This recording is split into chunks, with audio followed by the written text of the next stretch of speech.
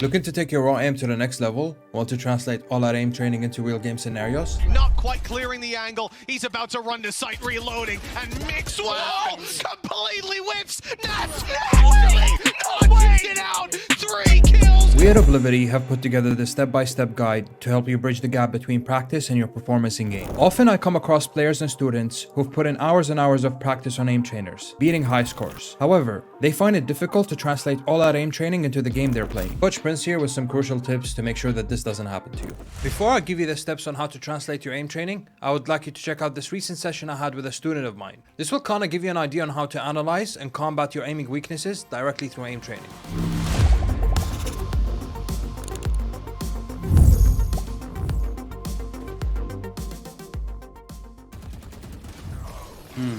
Okay, what do you think went wrong here?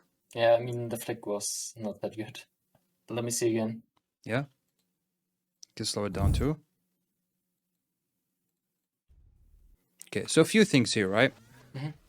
Firstly, in this situation that you're in right now, with the crosshair placement that you have, you pre-aimed at this angle, so you're open to this, right? Yes. So yes. in this exact situation, the only card you have, the only card you can play here is to do one clean flick onto the target, right? Okay. Yeah, so what you want to aim to do is one clean flick onto the target, right? This is the Okay. only way you will win this duel. Reason why is because he can kill you quicker, right? Because you're gonna use more arm movement to aim at him as opposed to him. He's already pre-aimed at Okay. you. All he has to do is a micro correction. So multiple things you've done wrong here. Number one is you cut out the flick. You cut the flick in two, right? So you divided the flick by two. You did like this. You moved onto here and then you flicked onto him, right? Oh, okay. So yeah, that- I see. Yeah, so that's the first mistake. Now this gives him even more time to kill you, right? Now, yeah, the second thing you've done wrong is you didn't draw a clean horizontal line to him, right? You went diagonally like this, right? Now, Okay, even if you landed here, you would have landed in a body.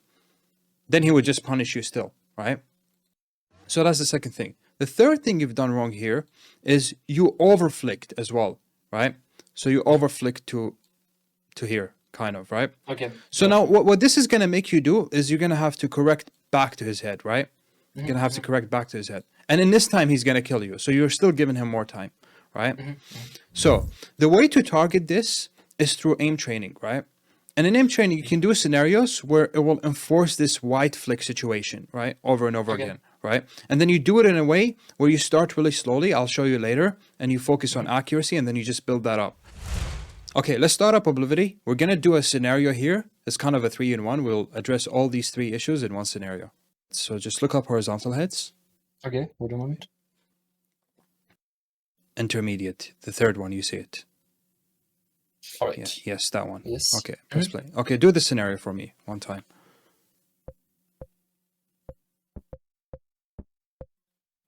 Okay, pause for a sec.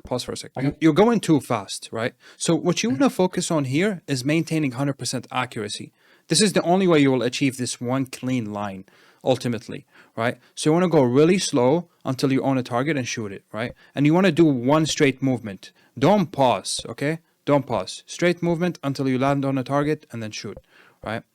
Yes. And you also want to focus on crosshair stability here, horizontally, right? So one thing you can actually do here is go to settings and enable the mouse pathing feature. So go to aiming and show optimal mouse path, put it on.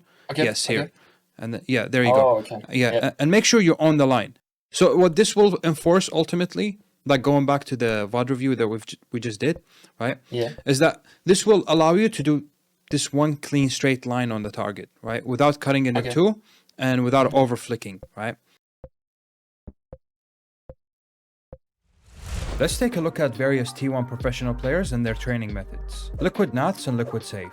Neither of them utilize aim trainers. Instead, they stick to in-game training and death matches. However, that does not mean that aim trainers are ineffective. Aim trainers become ineffective when you don't utilize them correctly. That is to work on the weak aspects of your aim. To break down the benefits of aim trainers, it's important to know how muscle memory is developed when practicing a skill. However, pure muscle memory isn't solely what you want to focus on building here. Now I know that there's a lot of debate around the term muscle memory within the aiming community. People tend to confuse muscle memory with sticking to something that they're used to. In reality, muscle memory is the ability to perform a task without conscious thought. The way to achieve that is by repeating the same task over and over again until it becomes instinctive. When we are aim training, we're actively trying to learn the motor skill movements needed to execute targets precisely, as well as improve overall mouse control. However, in-game, we don't calculate distances and plan our shots in the same way. Instead, we rely on instinct and feel-based shots, just like basketball players who have practiced their shots repeatedly in training. The goal of aim training should be to make your shots feel natural and instinctual. That being said, if you're looking to build field-based muscle memory on your aim in Valorant, here are 5 things you can start doing today. Firstly, targeted training. This is something that is often neglected by Valorant players and pro players in general. I can't tell you how many times I've seen Valorant players, including the pros, jump into an aim trainer and start doing grid shot repetitively.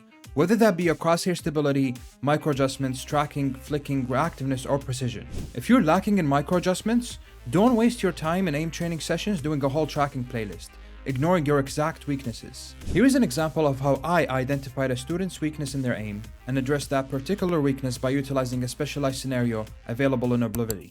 Reason you lost the gunfight here is because your micro corrections are lacking.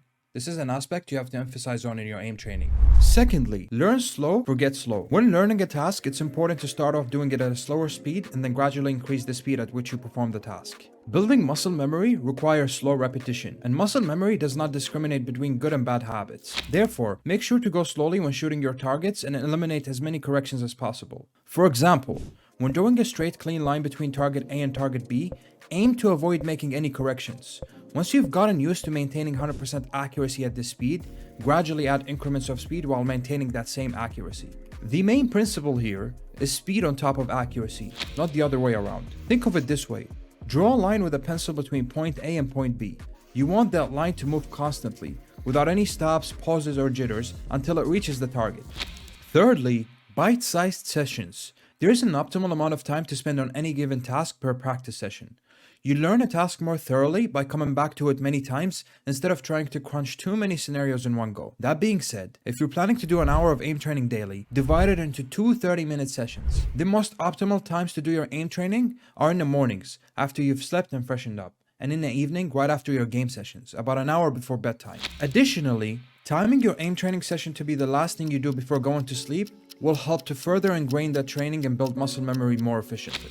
Fourthly, avoid aim training when you're tired. I have seen a plethora of so-called aim coaches who urge you to train when you're tired. This is extremely detrimental to your progress, as when you tire out, your execution on those tasks, scenarios will become sloppy, and so muscle memory will build up on a worn-out, tired execution. As I've stated earlier, muscle memory does not discriminate. Always make sure you're well rested, hydrated, and focused before you start aim training. Lastly, make aim training engaging. I've tested this firsthand with some of my Radiant students who wanted to perfect their aim. I created a long dedicated playlist for them to use during the sessions. Listen to their reactions yourself. Man, this is so boring. How many do I need to do? I'm losing focus. The students cannot wait to finish the playlist. Being disengaged, or in other words bored, will offer minimal improvements in terms of aim training. That's because the mind is disengaged with the scenario. When you're doing something fun, you're immersed in it and your mind flows. Your execution gets better as your focus increases. Going back to my earlier point, we want to build muscle memory on clean executions, not sloppy ones. So, avoid doing prolonged playlists. Keep your playlist minimal and use fun scenarios that target your weaknesses. Incorporating what's been covered in this guide will help you maximize the benefits you get from aim training and directly translate it into your game. If you've enjoyed this video and found it beneficial, please leave us a like and subscribe, as this will help us bring you more content like this in the future.